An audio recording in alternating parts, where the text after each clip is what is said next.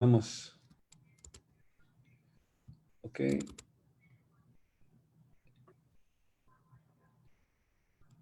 Listo. Pablo, te escuchamos siempre con tus reflexiones. Bueno, gracias Beatriz, saludo a todos ustedes, también gracias por participar, es muy lindo vernos a todos juntos de nuevo. Si habría que caracterizar el momento económico por el cual está pasando nuestro país, yo diría, ha llegado la hora de la verdad. ¿Qué título? Hay que explicarlo. Mire, el gobierno se ha negado sistemáticamente a enunciar un plan integral que dé una respuesta global y coherente frente a la crisis. Todos ya sabemos la profundidad de la misma y demás. Ha seguido políticas que pueden ser caracterizadas como parciales, minimalistas y precarias. ¿Por qué parciales? Porque cuando surgía algún problema en algún sector o en algún mercado, se ponían como anteojeras y miraban nada más al mercado. No miraban la globalidad y la intercomunicación entre los diferentes mercados. Con lo cual, la mayoría de las veces armaban un lío en la mayoría de los mercados. Minimalistas porque los objetivos de la acción de gobierno eran mínimos, estaban ahí de cortísimo plazo. No había una apelación a la sociedad, no había una apelación al país para encolumnarse atrás de un proyecto. Por eso es minimalista y además precaria. ¿Por qué precaria? Porque muchas de las medidas que se tomaron tienen un límite temporal. ¿Cómo pensar que se puede seguir indefinidamente con la congelación de los precios o de las tarifas? ¿Cómo podemos llegar a pensar que se puede seguir indefinidamente con el lío que hay en el mercado cambiario y en el mercado monetario? En algún momento eso se tiene que solucionar. Si no, la economía no puede funcionar. Entonces el gobierno siguió un curso de políticas de ajuste parciales, minimalistas y precarias. Pero esto tuvo un grave costo. No es que fue indiferente, tuvo un grave costo en términos económicos y sociales. Los desequilibrios que habían sido recibidos como herencia de Macri se agravaron. La recesión se agravó, la pobreza. Claro, surgió un gran apelativo, una gran justificación, la pandemia. Bueno, es así por la pandemia. Bueno, además de lo que pasó y de las herencias de las medidas de la crisis, se ha armado un gran lío en la política de ingresos, por lo que ya habíamos dicho, la congelación de tarifas, los salarios que no sabemos si van a aumentar o no van a aumentar, los precios, el tipo de cambio, donde se han desencadenado expectativas absolutamente contraproducentes. Entonces se ha formado ese combo y la justificación. Pero bueno, eso se terminó. Listo. Ya no hay más espacio para seguir con ese tipo de políticas, ni hay más espacio para seguir justificándolo con el tema de la pandemia. ¿Y por qué? Y porque ha aparecido el gran jugador en este juego, el Fondo Monetario Internacional. Entonces, Lamentablemente, lo que no pudo hacer o no quiso hacer o no supo hacer el gobierno, que es presentar un plan integral para enfrentar la crisis, lo va a hacer el Fondo Monetario Internacional, no cabe la menor duda. Vamos a tener un plan económico integral dictado por el Fondo Monetario Internacional. Nos guste o no nos guste. En general, la mayoría de nosotros va a decir no nos gusta, pero esa es la realidad. La incapacidad o la falta de voluntad del gobierno en presentar el plan integral para afrontar la crisis ha hecho que, bueno, ahora estemos sentados, el gobierno, el país, frente al Fondo Monetario, y el Fondo Monetario va a decir cuáles son las políticas a seguir de acá adelante. ¿Puedo hacer algo el gobierno? Y discutirá algún elemento. Dirá, esto me gusta más, esto me gusta menos. ¿Y qué va a poner el Fondo Monetario sobre la mesa? El sector público, el gobierno, las finanzas públicas van a poner sobre la mesa. También esto va a hacer que se acabe una gran fantasía que algunos funcionarios tenían y otros que no son funcionarios, economistas también tenían. ¿Cuál era la fantasía? Que la palanca, que el motor de reactivación y de recuperación económica iba a ser el sector público. Se acabó esa fantasía. Fíjese, se acabó la fantasía, se acabó la justificación de la pandemia, porque podemos decir, sí, sigue la pandemia, pero es chiquitito lo que sigue, las medidas.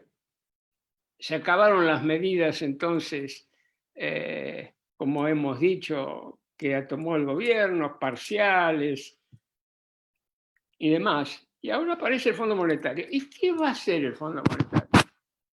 Va a poner sobre la mesa la situación del sector público. Obviamente que no lo va a poner sobre la mesa para decir, muchachos, sigan expandiendo el gasto. Eso sí sería absurdo. Sería un milagro extraordinario de la naturaleza. ¿Qué va a decir? Hay que ajustar. Y el Fondo Monetario va a tomar dos indicadores que me gustaría analizar, porque la solución que va a proponer el fondo no es una solución para el país. El fondo va a decir, muchachos, hay que ajustar el gasto. Miren las jubilaciones, miren el tema de los salarios, eliminemos los subsidios, o sea, ajustar el gasto. Ajustar en este caso quiere decir disminuir el gasto. Y esto no es una solución para el país. Claro, si uno dice, el problema está en el sector público y será esta la solución, veámoslo. Hay dos puntos que se van a poner sobre la mesa. Es muy probable que el fondo, y además muchos economistas, digan, mire muchachos, el sector público ha crecido en los últimos 20 años una enormidad y hoy representa el 42% del Producto Bruto.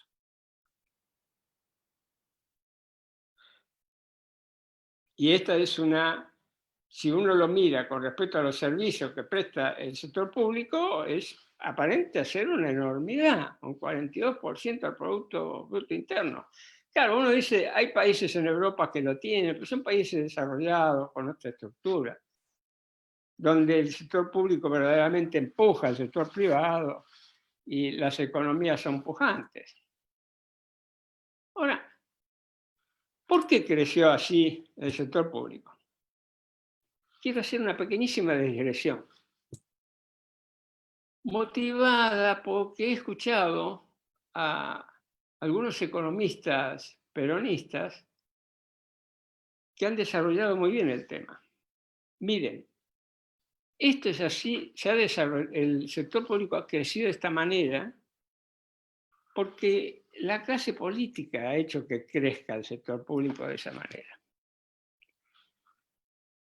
Esto me hizo recordar, alrededor de la década del 70 del siglo pasado, cuando el neoliberalismo disfrazado de monetarismo atacó al estado de bienestar, se desarrolló con fuerza una serie de teorías, donde decían el problema del keynesianismo y de la economía del bienestar, que había llegado a su tope porque eran momentos de esta inflación en el mundo, el problema es que se piensa que el Estado está formado por funcionarios que buscan el bien común, cuando en realidad, decían los teóricos, la clase política lo que busca es la preservación y su sostenimiento en el tiempo. O sea que las medidas del gobierno, según esta teoría de corte neoliberal, el gobierno estaba formado por personas que buscaban maximizar el beneficio político y no el bien común. Es un ataque muy serio, que también nos toca a nosotros y que ha penetrado en el pensamiento de algunos economistas peronistas. Sin embargo, aun cuando haya parte de verdad en esta teoría, no es una teoría del deber ser. Además, se puede comprobar por el fracaso de muchos gobiernos que evidentemente han perseguido otros objetivos que no sean su propio beneficio. Entonces, si hay que desechar esto de que este aumento importante de la participación del sector público se debe a una especie de maldad intrínseca de los políticos, enseguida preguntamos, bueno, pero ¿dónde está el problema? Mira, les hago un sencillísimo ejemplo o ejercicio. Si en los últimos 30 años el sector privado hubiera crecido de la misma manera que creció el sector público, la proporción del sector público en relación al PBI hubiera seguido siendo la misma. Lo único que hubiera variado es el producto. Vuelvo a repetir. Si el sector privado hubiera crecido en la misma magnitud, y el sector público hubiera mantenido su participación en el producto. ¿Y qué hubiera pasado? Hubiera crecido el producto. O sea que cuando estamos diciendo de la extraordinaria proporción que tiene el sector público, simplemente estamos hablando de la decadencia del sector privado. Y estamos hablando de la incapacidad que hemos tenido para no tener un crecimiento importante, sostenido en el producto. Y vamos a la segunda de las cuestiones, el déficit fiscal. Entonces decimos, bueno, el déficit fiscal está en el 10% del producto, puede ser 11, puede ser 9, no importa, es una magnitud extraordinaria. Pero los economistas hemos desarrollado conceptos más elaborados sobre cómo medir el déficit. Obviamente hoy Argentina no puede tener un déficit en el sector público porque nadie le va a prestar. No hay manera de financiarlo. Pero hagamos una pequeña digresión. La manera significativa de medir el déficit es el déficit de pleno empleo. Entonces, hagamos el siguiente razonamiento. Si Argentina estuviera en pleno empleo y aprovechando el potencial económico, ¿cuánto tendríamos de déficit? Muy cercano a cero el déficit.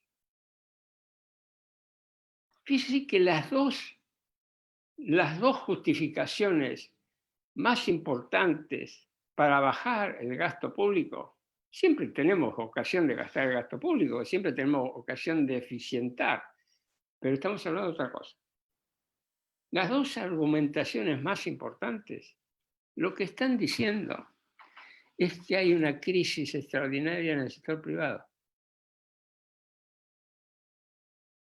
Que la solución no es la baja del gasto en jubilaciones, de los salarios, sino un plan integral que ponga en marcha decididamente el sector privado. Y ese plan integral existe. Ese plan integral es el que hemos presentado con Guillermo Moreno y lo hemos reiterado en varias oportunidades. Y es un plan que existe y que es totalmente factible. Esperemos que de una buena vez por todas encontremos el camino. Pero el camino no es pensar fantasiosamente que el sector público puede seguir siendo motor de la economía, o pensar que bajando los gastos, la jubilación y todo lo demás encontremos alguna solución. No vamos a encontrar ninguna solución. La solución está en el plano diametralmente opuesto. Una política peronista que recree la fuerza del sector privado y que utilice el concepto de comunidad organizada o de acuerdo social para factibilizar todo lo que se necesita para darle un impulso decisivo a nuestra economía. Gracias.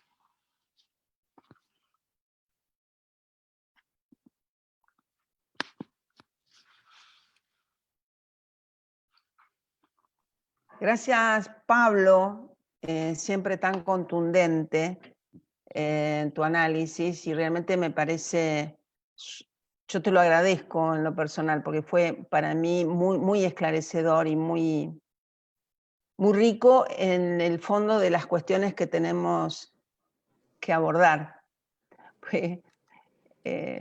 Ahora, bueno, seguiremos escuchando a Guillermo Moreno y después podremos dar lugar a un intercambio a fin de seguir esclareciendo. Por favor, Guillermo, entonces ahora tu exposición. Gracias, Bea. Gracias, Pablo. Gracias a los compañeros por hacerse un espacio para que podamos interactuar y reflexionar y construir conocimiento entre todos. Mire, a mí me gustaría, en principio, hacer una pequeña introducción sobre los marcos teóricos que rodean a una economía peronista. El ordenamiento político desde el peronismo atrae diversos personajes. Es un movimiento de poder y... Ahora, la estructura de pensamiento peronista, ya ahí estamos hablando de espacios más acotados. Se puede decir que algún economista se puede llegar a definir como peronista desde lo político, pero no necesariamente que tenga una construcción de pensamiento desde el peronismo. Puede pasar, puede pasar. Va a seguir pasando, va a seguir pasando. Pero debemos hacer un esfuerzo para sistematizar cierta construcción teórica que en algún momento va a terminar perfilando lo que es, en términos teóricos, una economía peronista, que no es una economía peronista, tiene sus especificidades, obviamente tomadas de la disciplina esclava global, pero es distinta y tiene algunos elementos distintivos. Entonces, me gustaría alguna frase sobre esto, porque me parece que viene a cuento sobre lo que estamos transitando. Miren, ha habido, y esto de alguna manera hay un esfuerzo teórico en algunos de los artículos de BAE que salen los lunes, firmados con Pablo y otros colegas. Mire, hay una gran ruptura que se dio en la estructura teórica del pensamiento económico, que será ya fin del siglo XIX, principio del XX, que es cuando el trabajo deja de ser la medida de las cosas. La medida de las cosas en economía se llama valor. Y entonces, desde Smith hasta fin del siglo XIX, casi 200 años, 100 y pico de años, la medida de las cosas era el trabajo. Moreno, no, es muy importante de esto. No es que Perón dice tenemos una sola clase de hombres los que trabajan, porque no tenía esa unidad de medida en la cabeza. El trabajo. De acuerdo a la cantidad de trabajo que tenía incorporado el bien y el servicio, tenía un valor que podía coincidir o no con el precio que recibía en el mercado. Pero había un valor, había un patrón, había un metro, había algo que había dicho, este es el metro patrón. Y a partir de ahí medimos. Hubo otras experiencias, que la tierra, que los metales, que, muchachos, hubo. Pero más o menos, este es un aporte importante de los ingleses, o de la Gran Bretaña, digamos, porque en este caso es escocés. Diciendo, mire, la riqueza es el trabajo. Y el trabajo se aceptó como elemento ordenador. Hasta el momento en que dicen algunos, no me vengan a hablar del trabajo, porque depende cómo yo autoperciba el producto, es el precio que le doy. Autoperciba el producto. Miren cómo las palabras las vamos utilizando en distintos momentos y para describir distintos fenómenos. Hoy la autopercepción está en boga.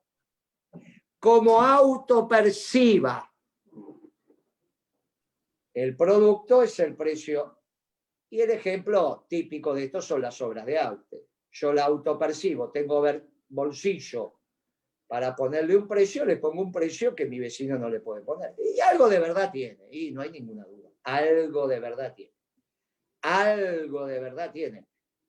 Claro, quizá la realidad económica sea lo suficientemente compleja para que no la pueda abordar una disciplina, en este caso la economía, o quizás no tengamos los suficientes conocimientos para abordar esa realidad. Los matemáticos lo tienen con su disciplina, los filósofos, los físicos en algunas de ellas, que están completando cierto estudio. Evidentemente la disciplina económica en esto, la realidad nos desborda. La realidad nos desborda y se nos impone más allá de los marcos teóricos que nosotros podemos utilizar. Es la única disciplina en la economía donde la realidad desborda, no. Me parece que en la comunicación, en la psicología, en la psiquiatría, en las ciencias políticas, me parece que la realidad desborda. Entonces, cada tanto tiene que aparecer algún fenómeno que explique algo que no estaba contemplado. Y en la economía esto suele acontecer. Ahora, hay algunos elementos que definen cierta técnica. Y esto de tener un patrón de medida para hacer costos es interesante. Y uno podría decir, mire, de última el capital no es más que trabajo acumulado. Así como una batería no es más que energía acumulada, el capital no es más que trabajo acumulado. Entonces todo es trabajo.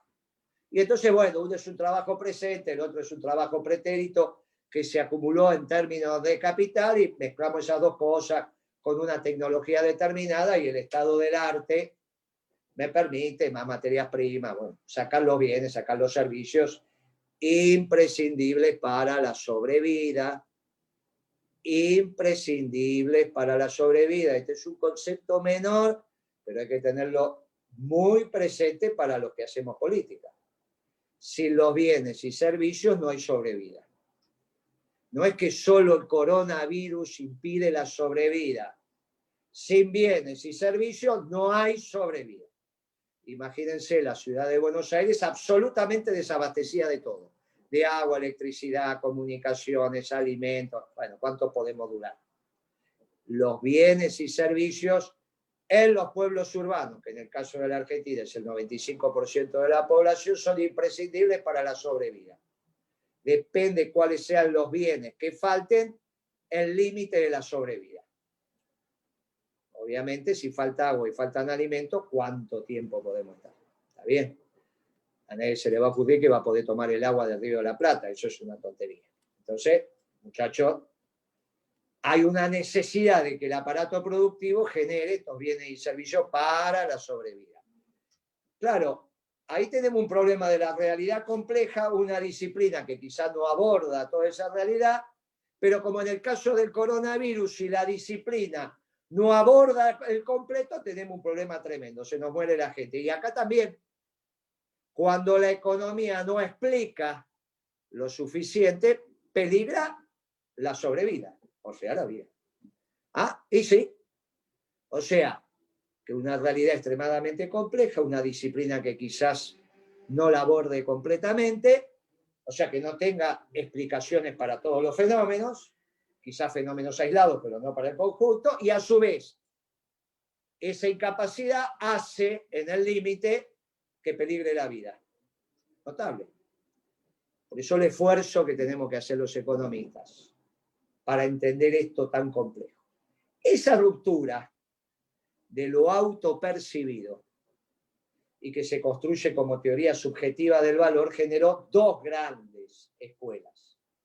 La teoría objetiva del valor y la teoría subjetiva del valor, que en términos políticos se expresan hasta nuestros días en el marxismo, llamémoslo el marxismo ortodoxo, el liberalismo y no tengan duda el peronismo, que es la corriente clásica del pensamiento, que se encuentra después con la filosofía, no hay ninguna duda, se encuentra con la filosofía, con la sociología, se encuentra con el resto de las disciplinas desde una construcción clásica. Es muy difícil que si Perón dijo hay una sola clase de hombres, los que trabajan, nosotros no tomemos el trabajo como unidad de medida. Y abrevemos en la teoría subjetiva. Puede pasar, pero, y eso es muy importante, porque fíjense que en este desorden que se está dando de la comprensión de la realidad nos empiezan a aparecer algunos aliados. Por ejemplo, los marxistas y los liberales. Pero los liberales no son los neoliberales, no, desde esta definición que estamos dando no tienen nada que ver los neoliberales con los neoliberales. Al contrario, son el agua y el aceite.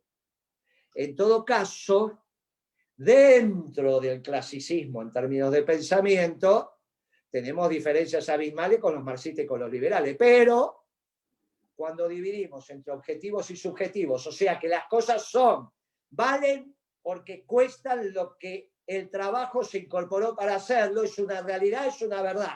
Se puede medir, se puede cuantificar. Contra cómo autopercibo el pedazo de pan hay una distancia sideral. Es decir, la realidad es la única verdad, o decir, la realidad es como me autopercibo. Bueno, digo, es complejo, pero ya en principio nos empezamos a acomodar en algún lugar, al menos en la economía.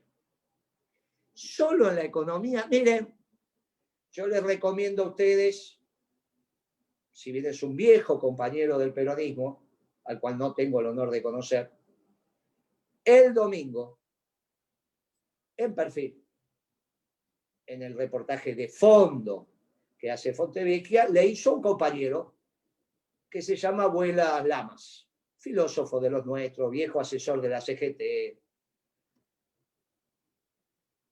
Claro, empecé a encontrar en este compañero filósofo también la construcción de una filosofía que empieza a tener raíces muy profundas en este pueblo mestizo. Por ejemplo, dice, cuidado con eso de pensar que la comunidad organizada tiene como base la doctrina social de la Iglesia. La doctrina social de la Iglesia, como doctrina social de la Iglesia, son por lo menos 20 años después de que Perón explicara a la comunidad organizada en el Congreso de Filosofía del 49. Y en un encuentro reciente que tuve, dije, miren, cuidado con esto, que Bola lo explica muy bien. Un reportaje largo, pero yo recomiendo que lo lean. Y lo vamos a circular y muy importante, porque el mismo esfuerzo que estamos haciendo nosotros, desde la economía con Pablo y desde la Comisión de Economía a lo largo y a lo ancho del país, con todas las economías de las distintas provincias, pensando la economía peronista, construyendo categorías distintas, interpretando las realidades de este pueblo mestizo, es una obligación para el resto de la disciplina. Lo venimos diciendo, contesta la filosofía, no estoy en condiciones de evaluar, digo, me atrapó. Compañero igual que nosotros dice, mire, el nacionalismo de inclusión solo lo podía hacer el pueblo mestizo americano y un pueblo que reflexionó sobre eso, que es el pueblo argentino, no lo podía hacer el alemán, no lo podía hacer el italiano. El italiano también, que son raíces nuestras, ¿no? ¿Cómo voy a negar la parte de las raíces? Tenemos 3 grandes raíces, los africanos, los indígenas y los europeos. 3 grandes raíces que al fusionarse, pero construimos pensamiento distinto. Y en economía también. Y nosotros nos encontramos en eso de que los bienes no los autopercibo, tienen un costo.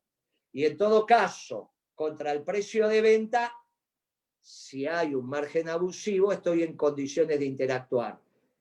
Desde el poder del Estado, ¿es necesario no hacerlo? Sí, ideal sería no hacerlo. Si es necesario, se hace. No es obligatorio hacerlo.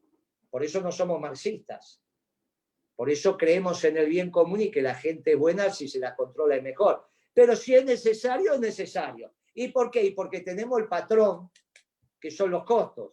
Y si pusiste un margen excesivo, ahí tiene que aparecer el funcionario, secretario de Comercio, como se llame, que ordene ese tema. Porque si no, vulnero el bien común, que es un valor que existe y que hay que buscar y conseguir. Y que no reniego de ese valor. Si renegara de ese valor, entonces sería liberal. Nosotros le decimos a los liberales, claro que defendemos la libertad, pero en una libertad colectiva que es superior y que te contiene, que es la libertad de la comunidad.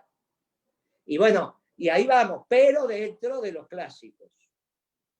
Y ahora tenemos un debate contra lo autopercibido muy presente. Y esto no estoy hablando del lenguaje. Miren, muchachos, esa discusión en el peronismo está resuelta desde hace décadas. Estamos hablando de lo que es. Muy pocas cosas son lo que son. Son esos principios y valores que impuestos, sometidos a la realidad, ya son verdad y no son discutidos. Bueno, no son opiniones que están sometidas todavía a la posibilidad de... No, por eso le pusimos al partido principios y valores. ¿Son muchos? No son muchos. Son estos que ya están. Son estos, la justicia, bueno, ya está, muchachos, ya está. El bien y el mal, miren, muchachos, ya está. No es que vamos a discutir ahora y nos vamos a autopercibir sobre que el mal ahora es el bien. No, miren, termínenla. Hay un límite. Hay otras cosas donde sí. Eso no significa que la doctrina no sea viva. Digo, hay cosas que la realidad ya sometió al criterio de verdad.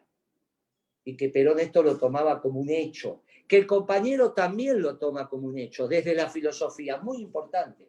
Nos empezamos a encontrar distintas disciplinas desde el pensamiento nacional. Y creaciones absolutamente originales. Obviamente que el compañero es un histórico pensador y basado en Aristóteles, y es obvio, pero muchachos, hay elementos que nos hacen ser muy optimistas sobre la construcción del pensamiento. Entonces ahí nos separamos entre los subjetivos y los objetivos. Y en los subjetivos tenemos los socialdemócratas y tenemos los neoliberales. Casualmente, el mundo que se construyó a partir del consenso de Washington a partir de la caída del muro de Berlín, casualmente, y contra eso reaccionamos. Y ahí se va ordenando el mundo, y nosotros también, y tenemos mucho para aportar.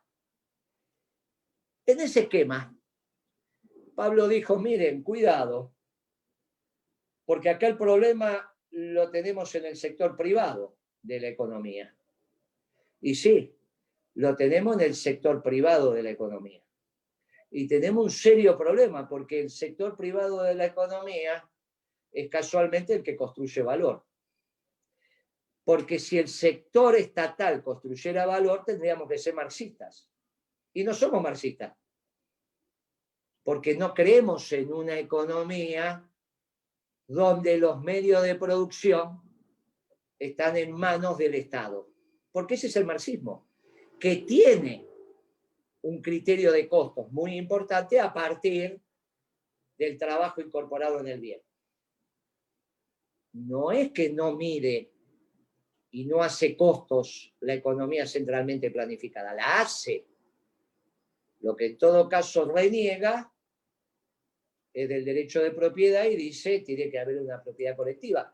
Ahí, miren, ahí entran otras discusiones sobre la eficiencia y una discusión anterior sobre el principio de propiedad, que el peronismo nunca renegó. Por eso nunca contamos plata ajena, salvo que la ley lo permita con una ley de expropiación. Y ahí opina el Estado, no el Poder Ejecutivo. Y ese fue un debate que dimos con el caso Vicentini y que obviamente el señor presidente pidió disculpas, dijo me equivoqué. Y está bien. Faltó doctrina. Si no, no hubiese hecho eso. Solo ahí falta doctrina, no, claro. Nosotros nos encontramos que el actual ministro de Economía dice lo mismo que Alzogaray, que quiere una economía social de mercado. Porque aparentemente esa economía social de mercado sería un capitalismo social. No, pero mire, no es así. Porque economía social de mercado se lo escuchamos al Alzogaray, que decía que era liberal, pero cuando hablaba de economía era neoliberal, era un ingeniero militar, su conocimiento de la economía era como era. Esta es una disciplina que arrancó como disciplina en la década de los 60, es una disciplina muy nueva del siglo pasado, como disciplina. Se estudiaban otras cosas. Bueno, Alzogaray hablaba como neoliberal, él decía que era liberal y coincidía en el objetivo con el ministro Guzmán, que era una economía social de mercado. ¿Y por qué? Porque es la teoría subjetiva del valor, es la escuela austríaca. Claro, no tenemos nada que ver con eso. Claro, cuando tenemos un presidente sin doctrina, nos pasa lo que decía Perón, tenemos un gobierno sin doctrina como un cuerpo sin alma. Entonces podemos poner un socialdemócrata en el Ministerio de Economía. Y sí, por eso la doctrina ordena. No es lo mismo Lustó, ministro de Economía, que algún ministro de Economía peronista. Y no es lo mismo, y los resultados están a la vista. No es lo mismo, y no es lo mismo. No es lo mismo Chaliú que Lustó. Miren, muchachos, no es lo mismo. Porque la doctrina ordena. Y no es lo mismo Guzmán que un economista peronista, porque ordena. Si no ordenas desde la doctrina, el trabajo no es un valor. Si el trabajo no es un valor, cuidado con eso, porque nos olvidamos de poner, yo creo que es un olvido, al movimiento obrero organizado en la mesa de la concertación del modelo de desarrollo. Ponemos hasta los dirigentes sociales, pero no ponemos el movimiento obrero. Claro, en la comunidad organizada el movimiento obrero es fundamental y es la columna vertebral del movimiento. ¿Cómo nos vamos a olvidar del movimiento obrero? Bueno, esa es la virtud de la doctrina, que nunca vamos a tientas, aunque no haya una luz que ilumine todo el camino, con claridad pristina, nunca vamos a tientas, sabemos más o menos para dónde vamos. Sabemos para dónde vamos. Sabemos cómo viene. Esto nos va llevando a un esquema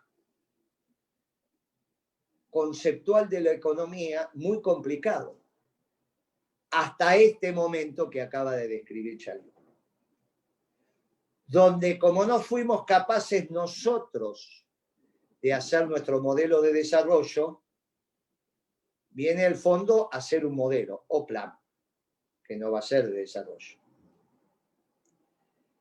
Y no tiene alternativa.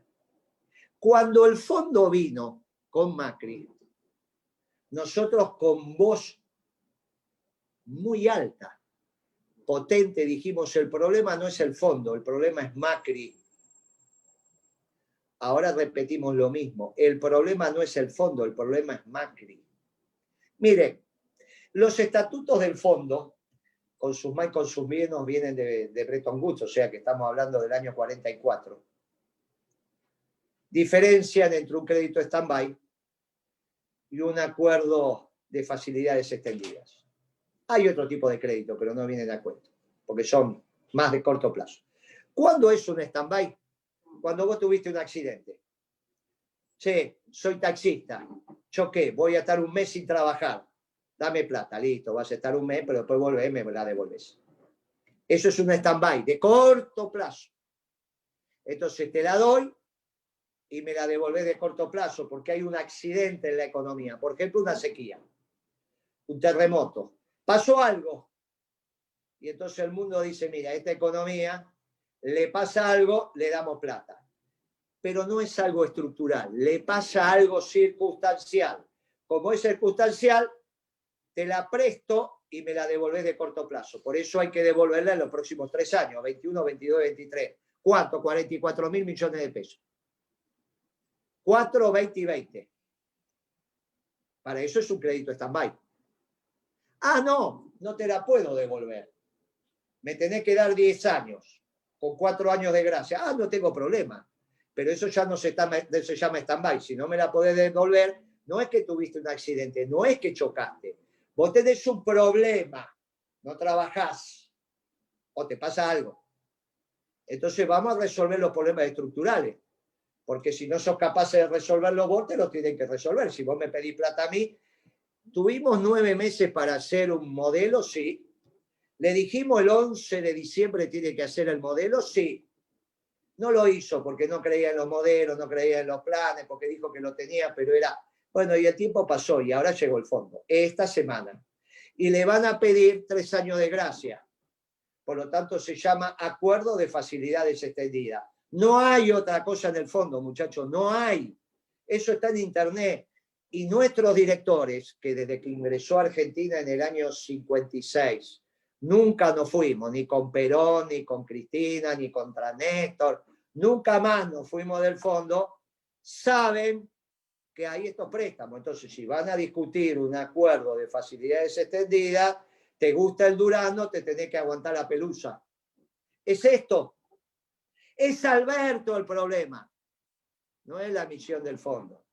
Es porque no hizo el plan cuando lo tenía que hacer y podía hacerlo. Y ahora estamos fritos. No, bueno, Moreno, todavía puede venir la discusión popular, desde ya que sí. Ya ayer salió un comunicado de la CGT, de la parte más afín al gobierno, y no hay más que leerlo. Cualquiera de nosotros, si está en esta reunión de Zoom, tiene muchos comunicados de la CGT leídos. Muchos. Uno leyó ese comunicado y es a buen entenderlo pocas palabras. Del ala más afín al gobierno. Y bueno, porque es obvio. No, vamos a hacer la movilidad jubilatoria para que los jubilados ganen más. Bueno, perfecto, mire, no vamos a hacer una discusión ridícula.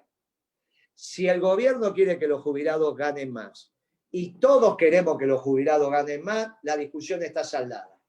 Hacemos 2 polinómicas, hacemos 3 polinómicas. La ley de ajuste jubilatorio tiene 3 fórmulas distintas. ¿Cuál se aplica? La que es más beneficiosa para los jubilados. ¿Cuándo hicimos esa propuesta desde la Comisión de Economía del Partido Justicialista? Cuando Macri quiso cambiar la fórmula jubilatoria. Yo lo llamé a Gioja y le dije, mire, Gioja, déjese de joder. Si usted quiere, y nuestro bloque quiere, que los jubilados ganen más, y el gobierno dice también que los jubilados ganen más, voten la ley con los 2 finales. Y el funcionario actuante, que es el del ANSES, cuando tiene que aplicar, calcula las 2 polinomios. Y el que da mayor es el que aplica. Miren qué fácil, muchachos, es una pavada. Se lo dije a Gioja personalmente y se lo escribí en un memo. Gioja me contestó, no, pero ya es tarde, no podemos entrar en ese debate. Claro, fuimos a tirar piedras. Fuimos a tirar piedras porque en realidad los muchachos fueron a tirar piedras porque pensaban que Macri tenía razón, o sea que bajaba la inflación. Nosotros en la Comisión de Economía del Peronismo, profundamente peronista, le decíamos a Gioja, mire, Macri no tiene razón. Si tiene que elegir uno, elija el de la inflación, porque esto se va al diablo. Pero se lo dijimos en el 17 y en el 18 se fue al diablo. Lo dijimos, sí. Lo escribimos, sí. Con Pablo y Carboneto lo escribimos en Infobae. Esto se ha terminado. La inflación va al alza. Si quiere preservar a los jubilados, déjela de Macri, porque cuando más cubiertos van a estar. Ahora que la inflación va al alza, me la quieren mandar para abajo.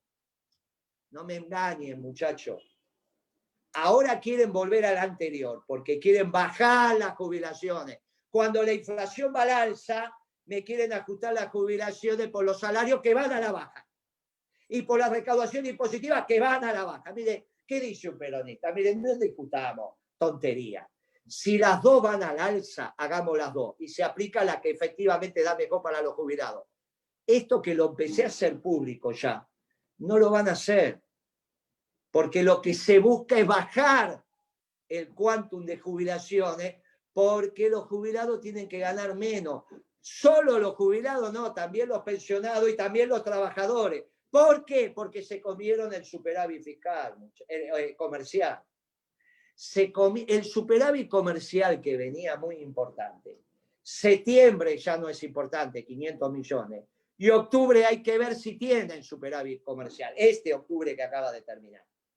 Si no hay superávit comercial, ¿con qué vamos a pagar? Porque nadie te trae monedas nuevas, tenés que generar los dólares propios. ¿Y cómo hace el fondo para obligarte a tener superávit comercial? Como lo hizo siempre, con los famosos excedentes de exportación. ¿Y cómo aumentás los excedentes de exportación? Mandando al infraconsumo a tu pueblo. ¿A quién? A los jubilados, a los pensionados y a los trabajadores. Eso es lo que viene, eso no es peronismo. Y claro que no es peronismo. Y entonces, porque no es doctrinario.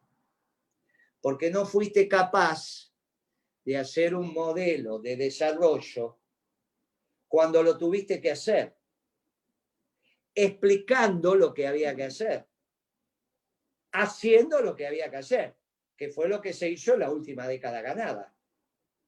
En la última década ganada. En la última década ganada. Partiendo de los equilibrios macroeconómicos que te van a permitir equilibrar el sector externo y equilibrar el fiscal, de tal manera que vas a tener los recursos en pesos para tener el excedente en dólares y honrar los compromisos. Y las deudas están para pagarse. Y hay que pagarlas con trabajo. Y sí, si queremos que todos trabajen. Si para eso hacemos economía, para que haya trabajo, no para que reciban planes. Planes es un accidente. En la economía peronista no hay un pobre, no hay un plan. Esto es así de fácil. Hay trabajo, no planes. En la economía peronista, los dirigentes sociales son muy importantes al principio, pero al final desaparecen. Digo dirigentes sociales, lo de los movimientos sociales. Miren, al principio son muy importantes, obviamente, que si no hay alternativa, pero después todos tienen trabajo y se terminaron los planes. Y todos tienen trabajo formal, todos tienen obra social, todos tienen jubilación. Esa es la economía peronista. Empresas, sindicatos, todos trabajando y el Estado velando por el bien común. Porque el hombre es bueno y si se lo cuida. ¿Un Estado grande? No. Un Estado esclavo, un gobierno esclavo de un pueblo libre. Por eso no somos ni liberales ni marxistas. Somos peronistas. Pero tenemos un criterio objetivo de cómo se miden las cosas.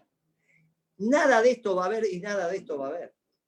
Y porque tenés que buscar el excedente de la balanza comercial, no porque exportás más, porque no tenés tipo de cambio competitivo, sino porque comprás menos. Y solo vas a comprar menos si tu pueblo va al infraconsumo. Y es lo que están buscando. Y entonces no va a haber mercado interno, y claro que no va a haber mercado interno. Y entonces, si vos vas a hacer un ajuste sobre una recesión, ¿a dónde vamos? A una depresión, que es lo peor que puede pasar en una economía, como siempre explica Pablo. Lo peor que puede pasar en una economía es una depresión. Y ahí nos lleva Alberto, ahí nos lleva Alberto. Y encima, como tampoco va a resolver el tema fiscal y alguien lo tiene que financiar, la única posibilidad de financiar El déficit fiscal va a ser con el mercado de capital y con emisión, pero emisión le van a decir basta. Por lo tanto, le van a ir al mercado de capitales y al sistema financiero, pero si eso lo toma el sector privado, no hay ningún problema, subimos la tasa de interés y esa plata me la das a mí. No, pero ¿cómo va a ser algo tan perverso? Subir la tasa de interés para que le presten plata a Guzmán y no le presten plata a las empresas. Miren lo que está haciendo. Se endeudó al 16-17% anual en dólares. Esto fue lo que hizo el ministro de Economía esta semana. Se endeudó al 16-17% en dólares. ¿Qué empresa puede competir? ¿Qué empresa se puede endeudar? Ni una microempresa ni un grupo económico. No hay posibilidad de un negocio rentable al 17% anual en dólares, muchachos. Estamos haciendo pedazos el sector privado. El sector privado son solamente las empresas, no, también es el movimiento obrero organizado. Salvo los sindicatos estatales o municipales, todos los demás son privados. Por eso Pablo hablaba del sector privado, porque nosotros somos aquellos peronistas que pensamos que la columna vertebral del movimiento sigue siendo el movimiento obrero organizado, con todos sus dirigentes. Pero el sector privado, la inmensa mayoría, y lo están haciendo pedazos. Pedazos. No hay nadie en esta reunión que pueda decir que conoce a alguien que se endeudó al 17% anual en dólares y esté en esta reunión. Imposible. Las tasas en el mundo es 1, 2, 3. Imposible. Por eso decimos que es brujería. Claro. No hay posibilidad de vender afuera, me bajan las exportaciones. No hay posibilidad de vender adentro porque no tengo ingresos populares al alza. ¿Qué son los ingresos populares? Sueldos, salarios, jubilación y pensiones. Todo lo que nosotros llevábamos al alza, esto lo llevan a la baja. Y encima les subo la tasa de interés. ¿Y a dónde vamos a terminar? Y vamos a terminar donde ustedes saben que vamos a terminar. ¿Y cuál es nuestro trabajo entonces? Primero, ser claros en esto. Y después acompañar el proceso, muchachos. Porque vamos a acompañar el proceso diciéndole, mire, acá está el peronismo, que doctrinariamente en algunos temas tiene claridad. En economía no se puede hacer cualquier cosa. Cometimos errores, sí. Había un mundo que era neoliberal y socialdemócrata y hubo un compañero que fue a una economía neoliberal, no hay ninguna duda, fue Menem. Para pelearse con el mundo hay que ser Perón. Pero muchachos, esto empieza a quedar claro. Hay conocimiento económico desde el peronismo. Y esto que están haciendo es neoliberalismo disfrazado de socialdemocracia. Y entonces están haciendo lo mismo.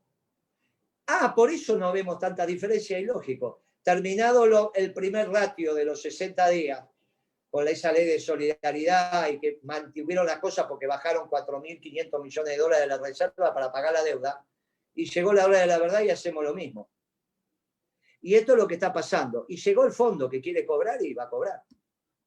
Y no hay posibilidad de no pagar, porque ahí sí, que no es que somos... Miren, muchachos, Corea del Norte, nada, nos echan, ni roaming va a haber. O sea que para los que piensen, no, pero poder, miren, muchachos, lean las sanciones.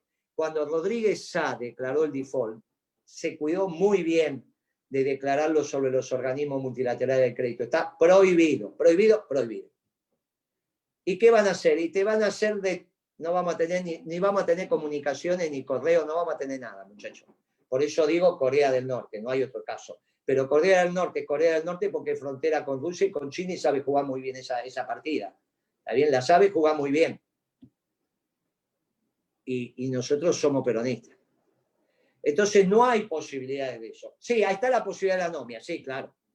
Está la posibilidad de la anomia. El peronismo tiene que evitar la anomia. Por eso es tan importante que nosotros entendamos la mesa del peronismo. No es la mesa del conjunto, es la mesa del peronismo. Porque es el peronismo el que se tiene que hacer cargo de este fracaso socialdemócrata. Lo repito, es el peronismo el que se tiene que hacer cargo con todos sus dirigentes de este fracaso, del tercer fracaso socialdemócrata de la dictadura para acá. Moreno, ¿cómo va a fracasar? No hay ninguna otra posibilidad. Sería la primera vez que un plan de ajuste sobre una economía recesiva que va a poner el fondo sea exitoso. ¿Nos van a explicar que ahora viene un ajuste expansivo? Sí. como dije en lo de Chiche, de remera, no de saco y corbata, nos van a explicar las peores calamidades. Ya empezaron con las jubilaciones, no, queremos aumentar la jubilación. Tontería, muchachos. No pierdan ni 10 minutos. Hagan los 2 finales y que el ANSES aplique el mejor. Si hacen los 2 finales y aplica el mejor, los jubilados van para arriba, pero van a ver que no van a hacer los 2 finales, salvo que sea con mucha confrontación callejera. Bueno, pero es que eso cuando empiece va a ser un lío grande. Y nosotros en eso no vamos a participar porque no vamos a poner ninguna piedra. Pero miren, muchachos, es la realidad de los hechos. Y a los que les toque, tiene que tener doctrina para hacerse cargo después. Porque es la única doctrina posible en economía. Y parecería ser que en filosofía también. Por eso les pido que lean el artículo del compañero. Viejo compañero del peronismo, no es un compañero, no lo conozco, tengo ahí, lo leí, pero me pareció un esfuerzo extraordinario para desde la filosofía llegar a marcos teóricos de este pueblo mestizo, extraordinario que está generando conceptos novedosos en el mundo. Claro que estamos haciendo una economía distinta, porque somos una economía bimonetaria. No hay libros de texto sobre economía bimonetaria. Es una originalidad argentina. Y no es un problema. Hoy esa es la solución. Como quedó demostrado en la década ganada. Por eso Kirchner compraba $2 millones en efectivo por mes. Cuando podía. Y cualquier persona física lo hacía también. No solo Kirchner. Hoy ya es la solución, no es el problema. Pensar que es un problema es porque no se entra desde el marco conceptual que hay que entrar. No hay por qué estudiar, se alcanzaría con copiar, pero encima no copiar. O copiaron a Alfonsín en vez de copiar a Duhalde y a Kirchner, que era lo que había que copiar. Claro, nosotros vamos a transitar desde nuestro espacio político para juntar los retazos del peronismo y sentarlos en una mesa. Yo les pido, por favor, que a diferencia de los marxistas, no utilicen la palabra traidor. Eso es una palabra que tiene una sola pena, que los progres no la cumplen. Lo dicen de pico, pero los progres nunca se bancan con el cuero lo que dicen con la boca. ¡Nunca! Por eso los peronistas somos los que ponemos los muertos. Entonces no utilicen la palabra traidor porque los precisamos a todos. En algo me hicieron caso. Y algunos sumaron. Yo les digo, hay que ampliar eso, los precisamos a todos. A todos. Este es un fracaso solo de Alberto Fernández y su banda socialdemócrata. No tiene nada que ver un dirigente peronista. Haya estado donde haya estado. Porque la patria tiene que convocar a todos, porque todos van a ser importantes. Y si no, la anomia. Ese es nuestro desafío político de corto plazo. Y ese va a ser nuestro accionar político. No hace falta que tengamos muchas reuniones. Si entendemos la profundidad de lo que acabamos de decir, está claro cuál es nuestro marco de alianza, está claro dónde nos vamos a mover. Primero vamos a confrontar con estos de la teoría subjetiva, que piensan que los precios son como lo autopercibís y no que tienen un cariz objetivo. Los precios son lo que son, porque tienen costo. En todo caso, si alguien se hace el vivo, ahí estamos. Somos respetuosos de la propiedad privada, pero mientras sea privada, tranqueras adentro, cuando los bienes y servicios están en la arena pública y ahí el peronismo participa y construye una sociedad justicialista. Obviamente que ese es nuestro ABC. Para eso tenemos que administrar, y para eso tenemos que administrar el comercio exterior y el comercio interior. Y tenemos que tener un tipo de cambio competitivo que no va a deteriorar el salario real, porque para eso administramos los bienes imprescindibles de nuestro pueblo, los que hacen al consumo masivo. Y claro que lo vamos a hacer. Pero para todo eso nos precisamos a todos, porque no hay modelo de desarrollo permanente y sustentable si la dirigencia peronista no lo hace propio. Fundamentalmente la dirigencia sindical, todos. Y la dirigencia empresaria, todos. Obviamente que precisamos a Techín, pero Techín tiene que entender que empezamos por los talleres para llegar a Techín.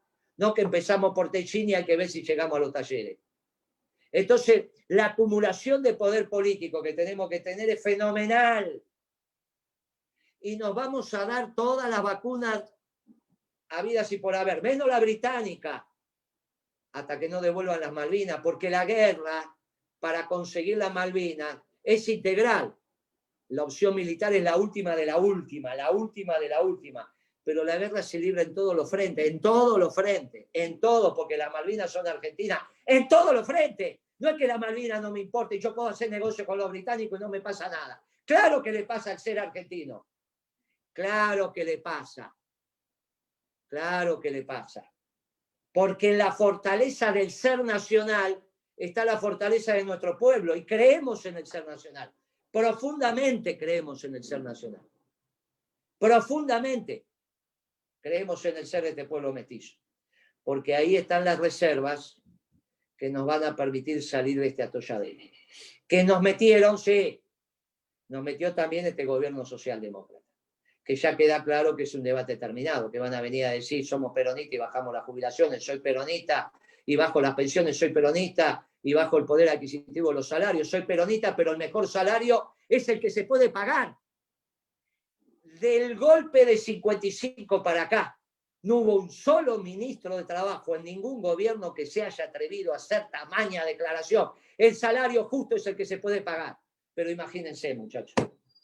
Imagínense, y ese es un esquema que está en este gobierno, porque piensan así, no piensan como peronistas, pero los peronistas pensamos como peronistas y tenemos una economía peronista, que con sus más y con sus menos, humildemente lo que los economistas a lo largo y ancho del país del peronismo intentamos sistematizar. Necesitábamos un tiempo de procesamiento ilógico, lo fuimos teniendo. Y por eso los economistas del peronismo, sean de Santa Fe, de Córdoba, de San Luis, de Formosa, nos encontramos y dialogamos. Y dialogamos sobre un ABC que tiene que ver con nuestra. Después tenemos diferencias, si el tipo de cambio un poco más allá, más acá, sí, muchachos, todavía. Y bueno, porque eso. Pero hay una estructura de pensamiento de la economía peronista que se expresa en este marco teórico. Y en el cual los economistas del peronismo orgullosamente decimos, esta es nuestra economía. Y desde ahí podemos decir, no, Alberto Fernández, no estás haciendo una economía peronista y por lo tanto vas al fracaso. Si pudiste disimularla en algún tiempo, y bueno, tiene que ver con el discurso político. Pero ahora que llegó el fondo, es como dijo Pablo Chalibú. Llegó la hora de la verdad. Y cuando se corrió el telón, nos viene un ajuste sobre una economía recesiva, o sea, una depresión económica. En la reserva del ser del pueblo argentino, ahí vamos a ir a buscar lo que necesitamos para construir esta patria justicialista. Nuestro espacio político es esto, donde va a transitar.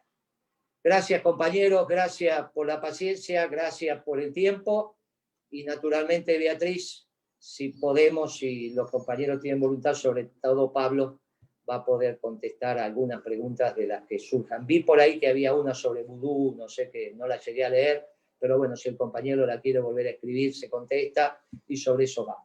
Gracias, Beatriz, por la coordinación, y un fuerte abrazo peronista, especialmente fraterno y peronista, en el marco de este gobierno socialdemócrata, para todos mis compañeros del alma, al cual les vuelvo a dar las gracias. Se las di públicamente el otro día en un programa muy particular y se las doy ahora de vuelta. Gracias por seguir peleando, militando y luchando para una patria que contenga a todos sus hijos. Beatriz, todo tuyo. Bueno, muchísimas gracias. Sí, los que escuchamos el saludo el sábado, además te agradecemos las mujeres que tus primeros agradecimientos fueron, bueno, para tu hermana, para Alicia, la mamá de tus hijos, y para Marta, tu esposa. Y después, bueno, estamos todos los compañeros y compañeras que acompañamos. Así que gracias a vos por ese agradecimiento. Sí, por supuesto que queremos que contesten preguntas. La de vudú la volvieron a poner, pero en realidad tiene que ver con que no sé si creo que Amado Boudou dijo, bueno, la fórmula que se había aplicado cuando se estatizaron las AFJP, en realidad era una fórmula en momento de crecimiento. Con lo cual, acá justamente tenemos que dejar de, por lo menos en mi criterio personal, dejar de estar jugando que si vamos a crecer, que es nuestra intención, y el modelo apunta a crecer, a generar desarrollo para que haya distribución, pero me parece que sin ninguna duda, yo como jubilada quiero las dos fórmulas, y que sea la más alta, porque ya además nos ajustaron este año. Es decir, sería un ajuste sobre el ajuste, si no. Por lo tanto, bueno, me pongo un poquito, defiendo la gremial jubilada. Así que bueno, si querés contestar sobre esta pregunta que, bueno, Amado reivindicaba la fórmula, pero dijo que era otro contexto. Pablo o Guillermo. Yo la no sé quién contesto quiere. y ahora Dale. pido disculpas que tengo que ir a hacer algo que solo puedo hacer yo, ahora vuelvo en 2 minutos. Mire, vuelvo a insistir, no vale la pena saber cuál Claro. polinómica es mejor. Ponemos 2, 3, 4 polinómicas y se aplica la mejor para los jubilados y eso se resuelve en 10 minutos. Si las cámaras tienen ganas de hacerlo y no joder a los jubilados, lo hacen en 1 minuto. Termina la ley con 3 fórmulas y el responsable del ANSES aplica la que es mejor para los jubilados. Y se termina, muchachos. Estos son 10 minutos de debate, si es que ya hay esa voluntad. Pero yo les aseguro que va a ser el debate del debate, porque lo que se busca es bajar la cantidad de jubilaciones que paga el Estado, porque el fondo lo está diciendo, muchachos. No. Esto, subsidios, jubilaciones, pensiones, salarios, obra pública, todo a la baja. También van a inventar una obra pública por ahí, como parece. Y el fondo va a venir, el fondo va a decir, acá te doy 500 millones de dólares para que más planes por los planes, muchachos. De laburo nada. Eso es lo que va a pasar. Bueno, mientras vos haces tu trámite personal, hay una pregunta que por supuesto Pablo tiene para responder y yo puedo acompañarlo, que tiene que ver con la administración del comercio y si es a partir de una ventanilla única. No sé si viste el chat. No, pero me Pablo? parece, Beatriz, que podrías responder la voz, ¿no? Con muchísimo Encantada. gusto. A ver, yo lo digo, si bien la Administración del Comercio la hizo el secretario o la Secretaría de Comercio Interior a cargo de Guillermo Moreno, en ese momento cuando se genera la Secretaría de Comercio Exterior y yo fui la titular, justamente el decreto decía que teníamos que trabajar en la misma sintonía. Es decir, que vos tenés que trabajar en la competitividad y acompañar a generar los dólares genuinos a partir de las exportaciones, acompañando una restricción del sector externo y a veces tiene que ver con situaciones internacionales. Pero en este caso la restricción que tenemos es enorme. Hablar de ventanilla única, sí, digamos, en el sentido de que me parece que en esta oportunidad deberíamos trabajar mucho sobre el Banco Central, el modelo económico presentado por Pablo y por Guillermo, pero que conforma un modelo peronista y que hemos participado distintos profesionales, va en ese sentido, digamos, como que en realidad hoy tenés que trabajar desde el Banco Central y cambiar también el formato del Banco Central. A mí me parece que eso nos lo debemos desde la dictadura, creo, desde el nacimiento del Banco Central, que fue creado por Prebisch, y quedó siempre como el Banco Central de Prebisch. Entonces, me parece que el formato administrativo, sin ninguna duda, tiene que estar direccionado no solamente por quien se haga cargo de esa administración del comercio, que puede ser cualquier organismo del Estado, en general puede hacerlo porque tenía además una muy buena ley de abastecimiento la Secretaría de Comercio Interior. La declaración jurada que utilizamos puede tener un nombre u otro, pero sin ninguna duda hay una cuestión que es que como las importaciones en la Argentina desde hace mucho tiempo son prácticamente al contado, salvo algunas importaciones que tengan que ver con los bienes de capital. Cuando damos el anticipo, y el anticipo lo da el Banco Central a través de los bancos comerciales, para mí el rol del Banco Central es fundamental. Muchas veces se habla de la aduana, pero en realidad se pagó la importación y hasta que se hace el circuito del bien, pasa un tiempo. Lo importante, me parece, es que el Banco Central tenga un rol claro y contundente sobre la administración del comercio y del sector externo en general, porque lo que hay es escasez de dólares, y los dólares tienen que estar en el Banco Central. Así que, bueno, desde lo administrativo es muy sencillo, tiene que haber decisión política y saber que nos tenemos que enfrentar. Así que siempre me gusta la anécdota que cuenta Guillermo de cuando fue con esa propuesta a la presidenta y estaban sentados, lo cuento por boca de Guillermo, y acá está Guillermo que volvió, donde Guillermo le planteó a la presidenta, que era por supuesto Cristina, que había la necesidad de administrar el comercio y que había que seguramente enfrentar un mundo que nos iba a confrontar por esta decisión, y Vudú también tuvo como un rol activo en esa conversación, y Cristina dijo, vamos para adelante, es decir, que tiene que haber una decisión del presidente, es decir, esto de que realmente es el presidente el que tiene la última palabra, la primera y la última, sin ninguna duda existe.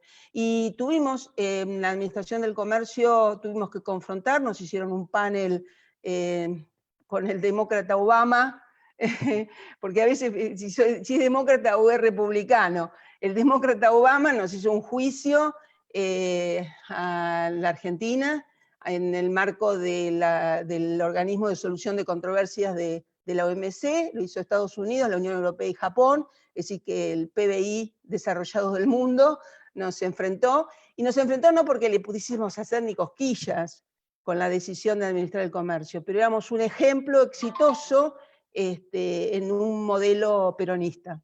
Por lo tanto, en realidad nos atacaron por eso, para que no cundiera el ejemplo, no el espanto. Así que, bueno, creo que con esto respondí, no sé lo que quieren decir Pablo y lo que quiere decir Guillermo. Pablo está, bueno, también debe haber ido a hacer un trámite. Guillermo, vos estás en imagen y sin sonido. Actívate.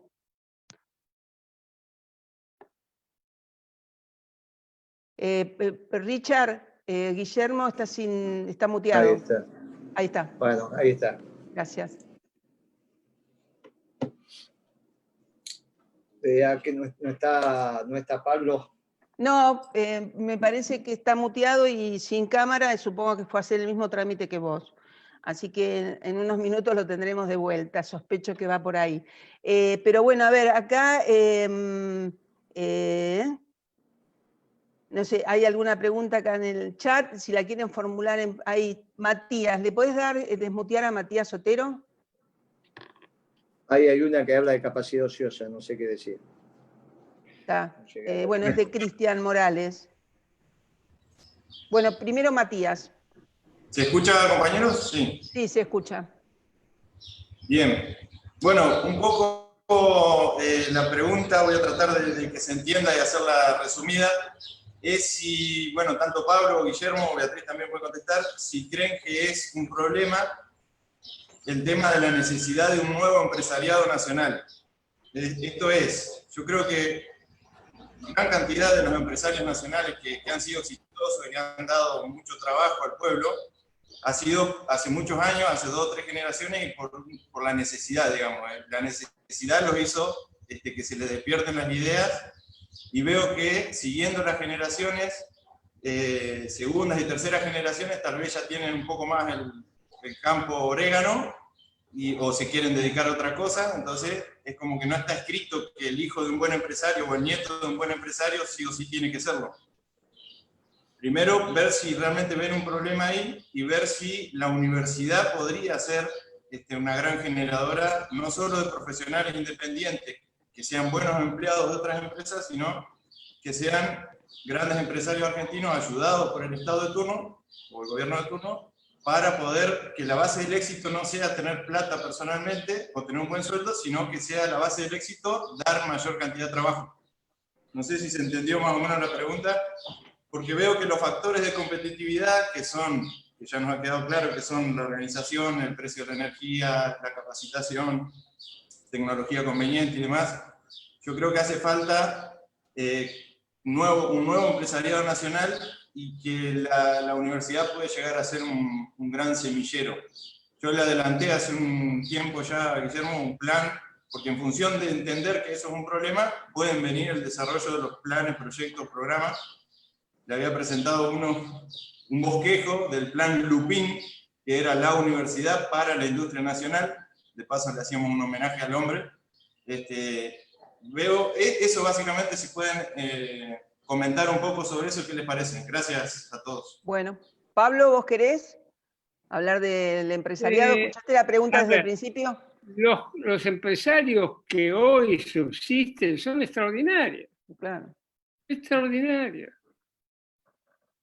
¿Saben qué? Han sorteado las bestialidades más grandes, han sobrevivido a las crisis más estupendas. A ver, no es un problema de los empresarios, es un problema de las reglas de juego. Si uno tiene reglas de juego que van cambiando continuamente, que en realidad en vez de beneficiar o recompensar a los que apuestan por la producción, lo hacen para aquellos que apuestan para la especulación o para las cuestiones financieras.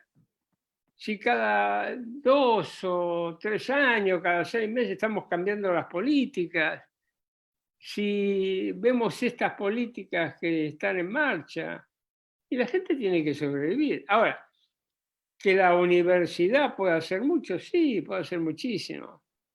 Pero mientras que no haya regla de juego clara, no es solo un problema de empresarios. Todo el mundo está desordenado en la Argentina. Los trabajadores, los profesionales, los empresarios, los políticos. Ese es el punto, a mi modo de ver. Gracias, Pablo. ¿Vos querés complementar, Guillermo? No, me parece que está bien. El espíritu, el hacer, digamos, si está el contexto, se hace. Lo demostramos en la década ganada. Son los mismos que ahora. Crecíamos a tasa china.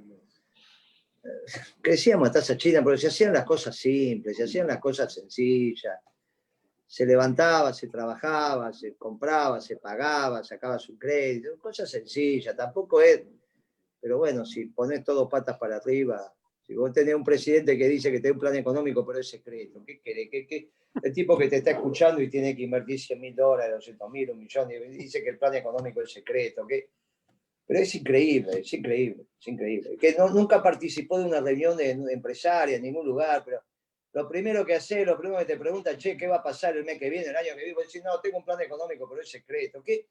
Pero es increíble que tengamos luz, mirá, que prenda la luz, que haya luz, eso es increíble. Ya. Eso solamente pasa porque esto es la Argentina. Porque si no, con un presidente que te dice que tiene un plan económico y es secreto, no podría haber ni luz ya a esta altura del partido. ¿Viste? Una cosa disparatada, todo disparatado. La declaración de él, del ministro de Trabajo, todo. Mirá, es todo disparatado. Todo disparatado. Wow. Sigamos. Antes de darle la palabra a Ezequiel Vir, que te quiere hacer una pregunta, si lo puedes ir desmuteando, Richard. Quiero complementar con que cuando nosotros, como repetimos, en la década ganada trabajábamos con los empresarios y viajábamos y los llevábamos al mundo, venían con sus hijos que eran orgullosos de empresarios. Se había vuelto el orgullo familiar de la empresa privada, de la empresa familiar, que se había perdido también con Cavallo y de la Rúa, y Cavallo, pues, como estuvo siempre, y nosotros hemos trabajado con los hijos, con el grupo familiar, porque había orgullo familiar. Ezequiel, a ver, Ezequiel, ¿le desmuteaste? ¿Estás Sí, ahí? sí, buenas tardes a todos. La pregunta es para Guillermo. Es ¿cómo ves la salida de la crisis del gobierno de Alberto? ¿Crees que es un final del cristinismo o del kirchnerismo? Si podremos desde el espacio de principios y valores dar una respuesta política superadora. Gracias. Mira, yo creo que Cristina corre la suerte de Alberto en términos políticos, pero no es Alberto como Massa, tampoco es Alberto. Por eso yo digo que hay que cuidar a todos los dirigentes. Esto es exclusivamente de Alberto. Pero sí ella corre la suerte de Alberto, ella eligió y por lo tanto es una gran electora, pero no es elegible. Hay otros compañeros que piensan que Cristina, en un marco de un gran acuerdo del peronismo, podría tener gobernabilidad. Bueno, son opciones. Yo no veo esa opción, pero bueno, podría ser.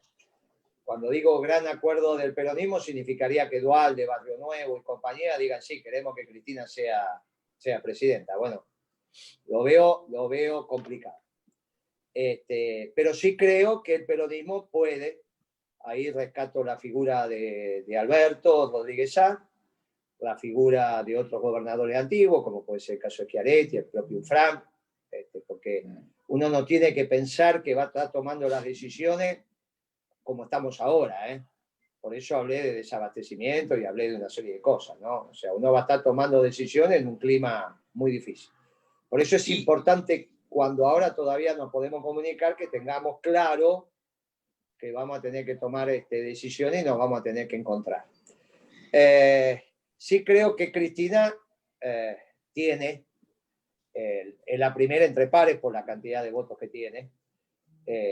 Insisto, no es elegible, pero sí es una gran electora. Y me parece que ahí puede haber un espacio desde el peronismo que se haga cargo.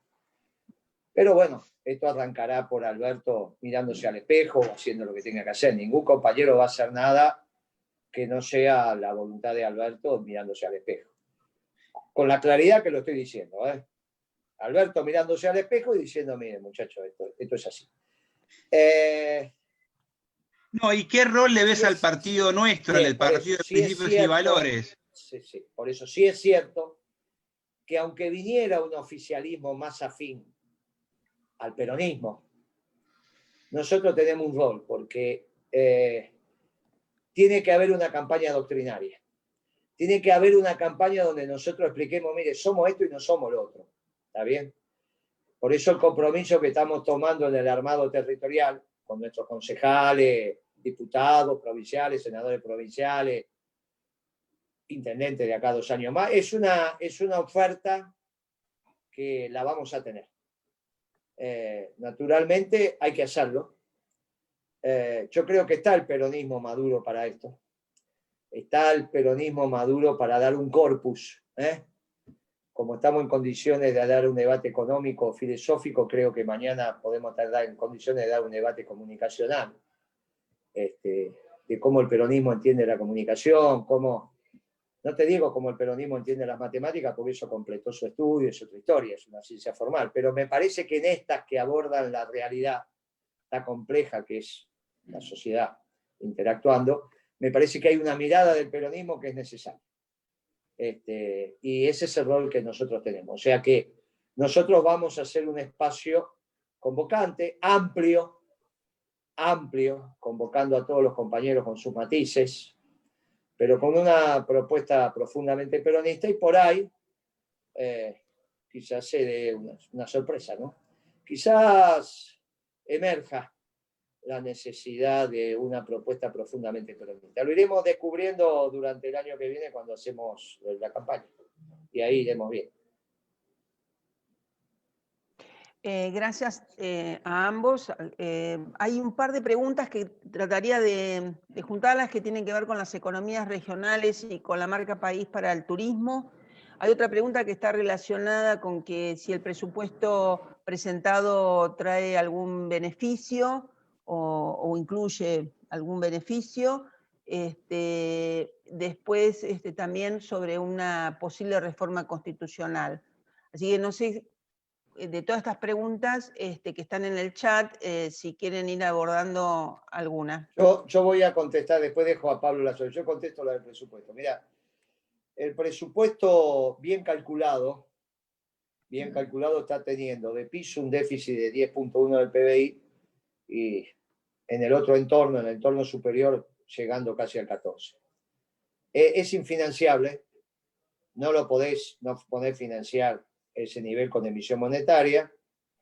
Plantean 60% con emisión, 40% con mercado de capitales. Para mercado de capitales tenés que desplazar al sector privado, porque hoy la cantidad de préstamos que tomó el sector privado es 3.3 billones. Y el 40% de déficit de 10 puntos del PBI que lo quiera financiar es exactamente 1.2 billones al tipo de cambio de hoy. Entonces, tomando los números de hoy. Con lo cual, tenés que morderle al sector privado un tercio de sus préstamos. O sea, o todas las empresas tienen que devolver un tercio de lo que hoy tienen tomado, o hay un tercio de empresas que no va a poder, tienen que tener cero. Bueno, es ridículo. Para eso suben la tasa de interés, por eso están subiendo la tasa de interés, porque el Estado lo puede hacer, y entonces, al subir la tasa de interés, que es la retribución a los préstamos, el sector privado no puede y el Estado sí. Bueno, es un absurdo. O sea que ese presupuesto es el que inició el fin de ciclo. El fin de ciclo lo inició el presupuesto. No solo las circulares del central, sino el presupuesto. Bien calculado el presupuesto no se puede financiar. Bueno, lo podía financiar Macri, pero tenía la deuda externa. Ahora ya esto es imposible. Y el fondo lo máximo que te va a hacer es prestarte plata para que le pague, o sea, refinanciar. O sea, te va a dar un acuerdo de facilidad extendida con plata para pagar el stand-by. Bueno, es lo mismo, digamos, ¿no? O sea, el endeudamiento neto es el cero. Con lo cual, bueno, o te dará 500 millones, 300 más para los planes sociales, pero es cero. Con lo cual, hay que rearmar esto, y es lo que la política está atravesando, sobre todo que con este esquema está claro que el año que viene el oficialismo es tercero en las elecciones, ¿no? Tercero, cuarto, qué sé yo, depende. Vos no lo ves a Massa participando en una opción electoral que sea perdedora, esto es ridículo, ni a los intendentes, ni a nadie de esto, digamos, ¿no? O sea, acá el sayo se lo carga Alberto. Pero bueno, esto es lo que está discutiendo la política, ahora y sobre esto hay que entender la carta de Cristina también, y diciendo, bueno, lo elegí por su relación con la prensa, o sea, como si fuera un vocero, en fin, qué sé yo, esas cosas que se dijeron. La política empieza a estar en ebullición, que es cuando la economía se desarma. Bueno, que si el dólar, que si estaba a 195, te lo bajé a 149, pero hoy ya subió a 162, 165 el poscierre, y qué sé yo mañana, y que si entonces, y que la reserva, que no aumenta más, todo brujería, todas pavadas. Todas pavadas. El final de ciclo es el que empezamos a describir, y hacia ahí va. Así que bueno, entre otras cosas, va a tener que rearmar el presupuesto. El resto, Pablo, si lo querés contestar vos, no sé si está... No, unos breves comentarios sobre el tema de las economías regionales. Obviamente que lo más difícil acá es replantear una nueva distribución de los fondos, pero se puede avanzar muchísimo en varios aspectos. Primero hay que hacer un nuevo pacto fiscal. Los dos pactos fiscales que hubieron, el último que fue en la época de Néstor tenía algo mejor, pero en realidad respondían a la ideología neoliberal, estaban puestos desde el punto de vista de cómo controlar el déficit en las provincias y en las intendencias, como si eso fuera únicamente el objetivo de un pacto federal. El pacto federal realmente lo que tiene que hacer es socializar de alguna manera los mecanismos de decisión a favor de las provincias. Es un punto donde se puede avanzar. El segundo punto donde se tiene que avanzar, se puede y se tiene, es en el Banco Central. El Banco Central no puede ser que las provincias, ya sea, no todas las provincias se pueden unir por regiones, no puede ser que no tengan representación en el Banco Central. Tienen que tener representación en el Banco Central. Y eso es también una manera de nacionalizar las decisiones del Banco Central. Al fin y al cabo, el 50% de las decisiones de política económica pasan por el Banco Central.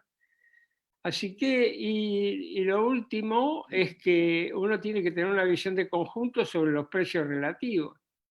Por eso el tema de las retenciones a la zona núcleo pampeana, o la más rica, conjuntamente con la nueva ley de arrendamientos, tiene un sentido, tiene varios sentidos. Uno de los sentidos que tiene también es de alguna manera modificar los precios relativos a favor de las economías regionales.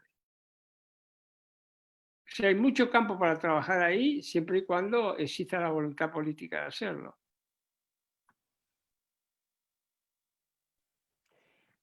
Gracias, Pablo. Mientras, no sé si quedó desbloqueado ya Gonzalo, que quiere hacer una pregunta. Te pido, Richard, si lo puedes desbloquear.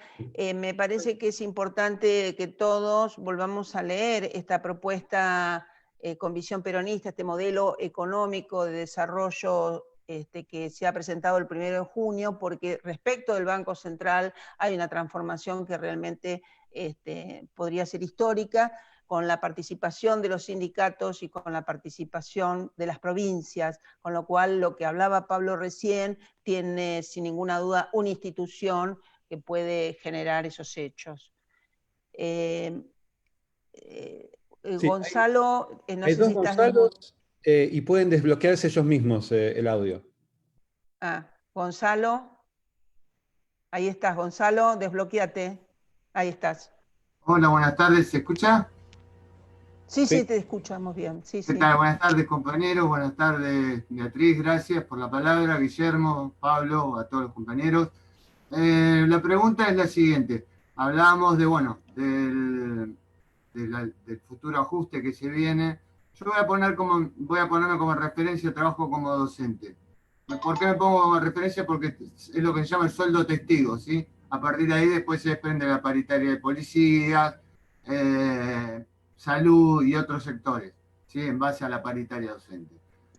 Hoy, como hacía referencia Guillermo, nosotros tenemos una economía bimonetaria. Yo si quiero saber la relación de mi sueldo en poder adquisitivo, lo que hago la divido por dólares.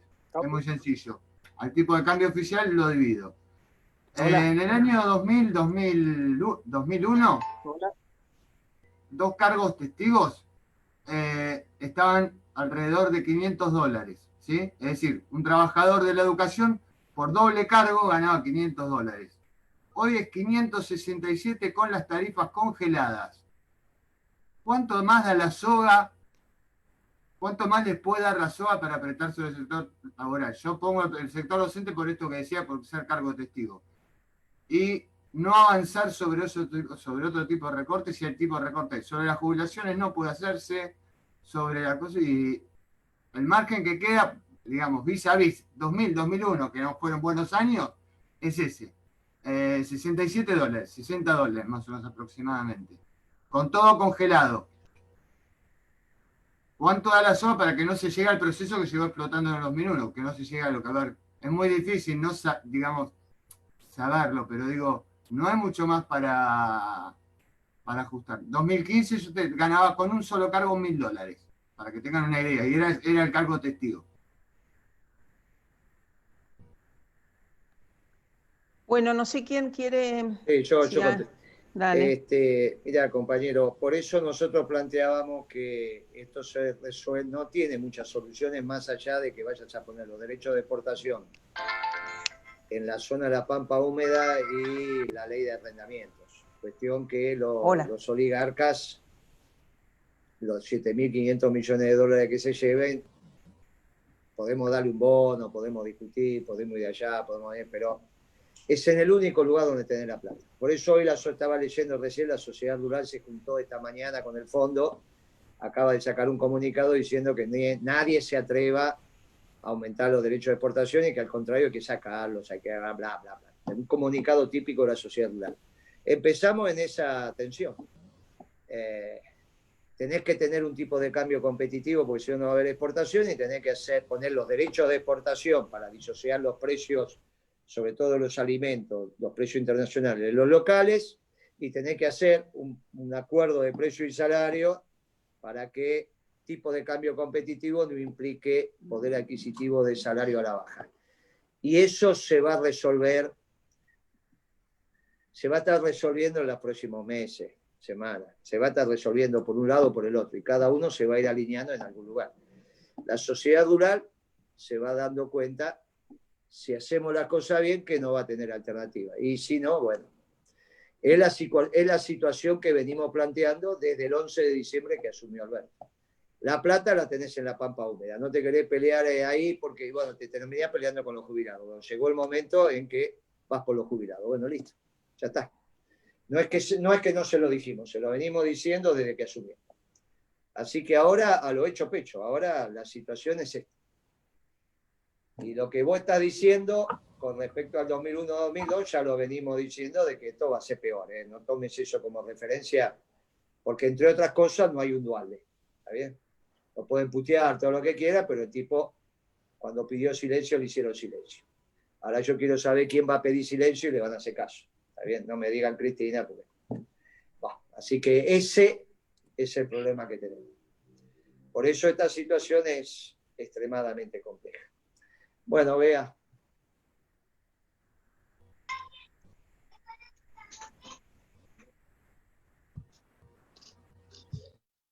No tenés micrófono.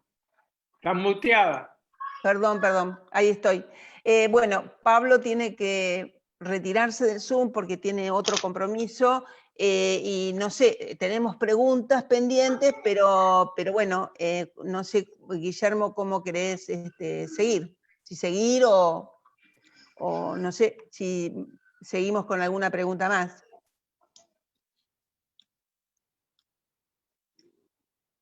Estás muteado. Ahí está. Sí, hagamos, sí, no, se me cayó donde estaba el soporte. Sí. Hagamos un par de preguntas más y después seguimos otro día.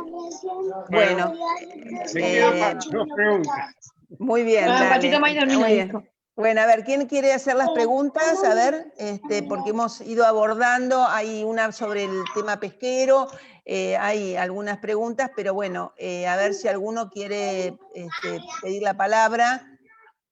¿Hay alguien que quiere intervenir? Si no, bueno, la pregunta que había hecho Sergio Muñoz dice, se contempla la nacionalización de las empresas de servicios públicos como herramienta para salvar las pymes, bajar y controlar las tarifas. Es una pregunta. Mira, lo que tenemos que poner en los servicios públicos en función de los costos.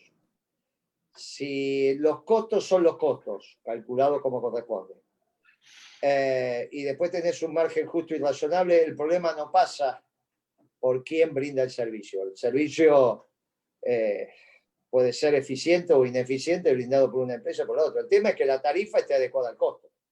Nosotros tuvimos el combustible, uno de los combustibles más baratos del mundo en términos de un país que no es petrolero, sino que tiene petróleo, y YPF estaba en manos de Repsol. Y yo tenía a 60 centavos de dólar el litro de gasoil.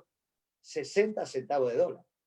Entonces, teníamos el aceite a 45 centavos de dólar, el aceite comestible, mezcla, en los supermercados, envasado y demás, 45 centavos, y era toda empresa privada, y las 7 hermanas. O sea, que el tema no es si es estatal, en realidad está barata la tarifa, hay que bajarla.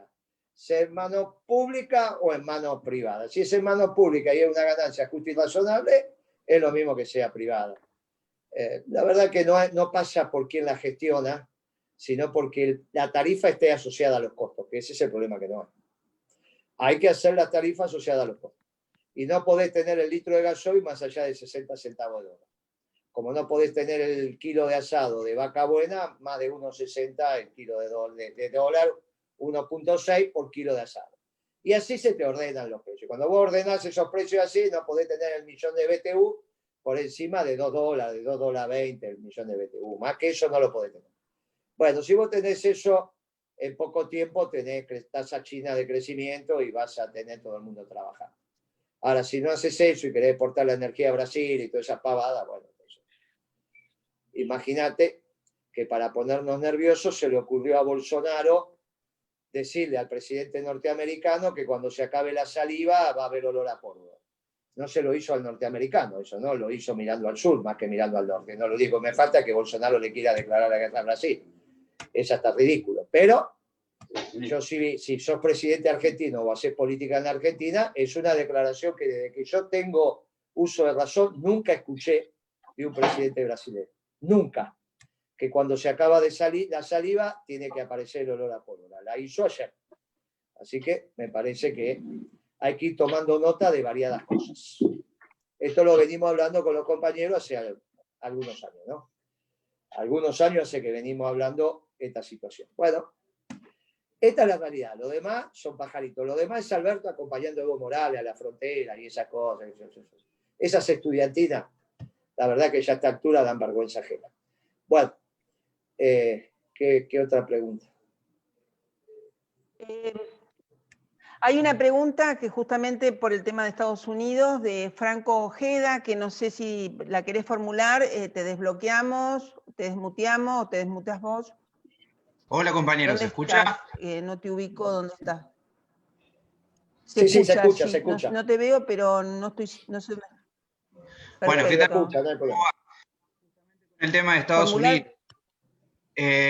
Con respecto a eso, vos venís haciendo todo un análisis por el tema de que, bueno, el neoliberalismo con el advenimiento de Trump en su momento dejó de, digamos, de regir en el país, en la potencia de Estados Unidos. En el caso de que se concrete, que eso se está viendo en la justicia, pero en caso de que se concrete el advenimiento de un gobierno, digamos, con arraigambre socialdemócrata, o como se le quiera llamar, ¿cómo crees que reordenará eso el mundo y el discurso también nuestro en términos de que no va a haber un nacionalismo de producción, si se quiere, en la mayor potencia mundial? Mira, eso está por verse las dos cosas. Está por verse quién ganó. La información que viene de allá depende de quién te la dé, pero bueno, está en la moneda está en el aire. Ahí empezaron a llegar algunos ya que Biden no tiene 270, sino este. Bueno, depende de la cadena que te dé la información. Y después hay que ver cómo se ordena la economía norteamericana. Biden ha hecho declaraciones sobre China que va a profundizar la política de Trump sobre China. Pero es cierto que hay un sesgo socialdemócrata, como lo quieran llamar, en el mensaje, digamos. Pero yo creo que eso está por verse y tendría que asumir Trump, y para marzo esa pregunta claramente, para marzo del año que viene, tiene que estar con precisión respondida, porque ya el presidente que sea, en este caso Biden, si es que sea él, va a tener que haber despejado todas las dudas. Pero me parece que hoy es aventurado. Ahí veremos, ciertamente veremos lo que hace Putin, que hace el resto, digamos, ¿no? Veremos, pero obviamente si volvemos a un mundo global, el mundo que terminó con la llegada de Trump, bueno, volveremos a lo que nos pasó también en la década ganada, que tuvimos que lidiar con un mundo que era hostil, que es el mundo que contó Beatriz cuando empezamos las preguntas, digamos, ¿no? Que contaba los paneles del OMC. Todo eso pasó porque era un mundo hostil. Si hubiese estado este mundo, no había ningún panel, porque estábamos haciendo lo que el mundo está haciendo. Pero bueno, me parece que esa pregunta la tenemos que dejar entre paréntesis hasta marzo, digamos, ¿no? Para contestar con precisión en marzo. Muy bien. Bueno, siguen formulando preguntas, pero habíamos dicho que eran dos. Y bueno, si les parece bien, damos por finalizada. No sé si está Pablo, pero que conteste una Pablo, contesta uno o dos Pablo. Bueno, la última es de Sebastián. Acá dice una pregunta breve, dice: ¿cuánto es en miles de millones de dólares los préstamos que demanda el sector privado que mencionó Guillermo, de los cuales quiera agarrar Guzmán para solventar el déficit fiscal? No, son 3.3 billones, 3.3 bi de pesos. Hacé el cálculo a los dólares que quieran. A 80, a 120, a 140, a 162. 3.3 bi, hecha esta cuenta hace 15 días atrás.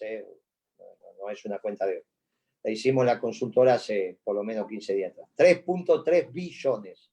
O sea, 12 ceros. Bueno, yo los tengo que dejar, compañeros. Muchísimas gracias. No quiero interrumpir la reunión. Así que gracias por la paciencia. Y te saludo, Beatriz, y a todos ustedes. Bueno, gracias, Pablo, por supuesto. Gracias, Pablo. Acá dice, bueno, Acá hay alguien que, bueno, que se va a contactar por privado o una pregunta. A ver, ¿alguien quiere formular una pregunta que lo desbloqueamos? Acá Marcos, perdón, acá Marcos, donde dice, me contacto por privado, soy del gremio de casino, bueno, no sé exactamente. Bueno. Bueno, listo. ¿Ya se fue Pablo para contestar una pregunta? ¿Ya, sí, Beatriz? sí, ¿Ya Pablo ya bueno, se fue. Acá dice, bueno, también en función de lo de Estados Unidos, que la victoria de Biden, aún así Argentina debería negociar haciendo como dice el profesor Marcelo Gullo, jugando en 3 tableros distintos, y en el caso de Estados Unidos, cómo se encara la negociación económica. Bueno, me parece que ya de alguna manera está contestada. Esperamos a marzo, a quien sea exactamente. Sí, Marcelo, que va a ser nuestro candidato en Santa Fe, está dando en este momento una conferencia también sobre el tema internacional, coincidieron los 2 horarios, pero bueno, Marcelo es un cuadro muy importante del pensamiento nacional y para nosotros es acompañarlo y que él nos acompañe es un honor. Así que muy bien la referencia sobre Marcelo Gullo. Eso sí, nos va a dar que mucha satisfacción en Francia. Además, en un lugar en Las Parejas, muy emblemático de la zona de la maquinaria agrícola de la provincia de Santa Fe. Así que bueno, si les parece, después también vamos a distribuir seguramente la exposición de Marcelo y sin ninguna duda este video que se está generando será también distribuido como para que todo el mundo pueda escucharlo. Si te parece bien, una despedida de parte Muy tuya, bien. Guillermo. Sí, claro. A todos los compañeros les agradezco enormemente. Es un esfuerzo. Empezamos a las 6, son las 8.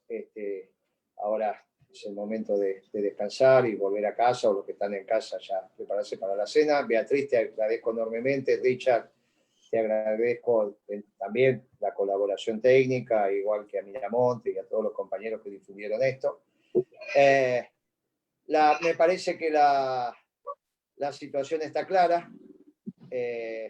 Empezamos ahora en el cono de aproximación final, como cuando el avión viene y va a aterrizar. Y bueno, veremos cómo se va desandando el camino. Nuestro mensaje es claro, nuestra presencia es clara, nuestra herramienta política se está consolidando y nuestro espacio también. Me parece que esto nos permite construir conocimiento entre todos y solamente me queda decirles gracias y decirles, miren, compañeros, no hay otra solución, no solo para el pueblo argentino, sino para los pueblos del mundo, que nuestra doctrina que nos legó el general Perón y que la ocultó en el seno de este pueblo maravilloso. Aprovechemos que tenemos también un difusor extraordinario que es el Papa Francisco. Aprovechemos este momento de la historia para decirle a los pueblos del mundo que hay una revolución de amor y paz que hace muchas décadas que está en marcha en la Argentina, pero que le da respuestas no solo a este pueblo hispanoamericano, sino al resto de los pueblos del mundo. Aprovechemos este momento. Me parece que para ahí vamos. Que para la Argentina no hay ninguna otra solución que no pasa por el peronismo, me parece que es evidente. Así que, orgullosamente peronistas, le doy un fuerte abrazo y a trabajar por nuestra patria y por nuestro pueblo que se lo merece. Muchas gracias, Beatriz, y tuyo es el cierre. Gracias, compañero. Muchas gracias, Guillermo, muchas gracias también a Pablo, que bueno, ya ahora no está en este cierre. Muchísimas gracias a Richard, que desde Holanda nos hace corto esta distancia.